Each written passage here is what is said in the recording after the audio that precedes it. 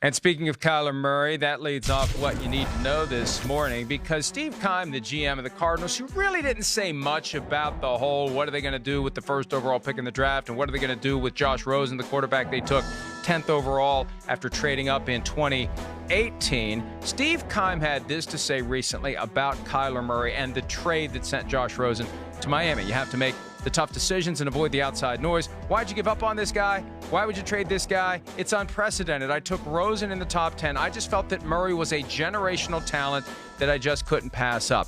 My first reaction when I saw those quotes coming out now, courtesy of theringer.com, Chris, they didn't call him a generational talent until they saw what he could do in a preseason game. Yeah. Right? They wanted that little confirmation, that extra little solace that comes from being sure that this guy does translate, at least from the standpoint of the eyeball test, to the NFL. Now you can call him a generational talent. Before, let's not get too far ahead of ourselves. And even though they still are too far ahead of themselves, at least they waited to see what he looked like in uniform on a field, throwing a football with NFL caliber players on the other side of the line of scrimmage. Yeah, that's right. I mean, if he said this and Kyler Murray went out there and was 1 for 9 with an interception, that wouldn't look right. So he did. He probably wanted to wait to see a little success on the field to make those type of comments publicly, but I truly believe them. That's how he felt privately. And of course, with the addition of Cliff Kingsbury, we know how highly he thought of Kyler Murray. So I'm sure he had Cliff in his ear, too, going, I mean, hey, this guy, the first time I ever talked to Cliff Kingsbury about Kyler Murray was at the NFL Combine,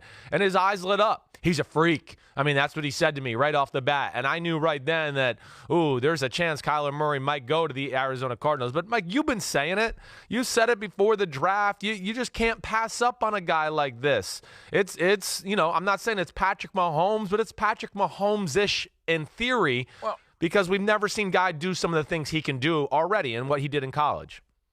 And what we were saying before the draft isn't that he is a generational talent. What we were saying is it's better to assume that he will be and be wrong about that than it is to say, he won't be, and let pick number 2, pick number 3, pick number 4, whoever, be the team that gets the guy who is the generational talent, and then it's in your face for the next 15 years. Yeah. And fortunately for a team like the Browns, I mean, they had done that with passing on Carson Wentz when they could have had him, and they could have had Patrick Mahomes, they could have had Deshaun Watson. Right. And once they got Baker Mayfield, that kind of wiped it away. But the Cardinals would have been in a tough spot if they hadn't taken Kyler Murray and he becomes a great player. So now they can say the G word because they've seen him play, but still, it's a long way to go before we conclude that Kyler Murray is truly a generational talent. I mean, Andrew Luck was supposedly a generational talent, and we're still waiting for his specific generation to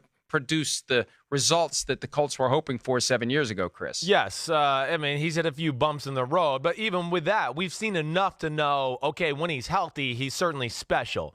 Maybe he's not Patrick Mahomes, but still, the playoff appearances, his ability to be clutch in the fourth quarter always brings this team back to give a chance to win the ball game if they're stuck in that type of situation. Yes, but he's dealt with injuries. But to what you're saying, you're exactly right. I mean, that's the thing. If Kyler Murray went somewhere else and had success and started to show some of this generational talent, that would have been the fastest way for Steve Keim to get fired, get on the bad side of Michael Bidwell, because he would have been like, what the hell did you do? How did we pass that guy up? And, hey, I give Steve Keim a lot of credit. I really do. It took guts to make that type of decision, and he did it, and we'll see how it plays out, but it certainly looked good after preseason game 1.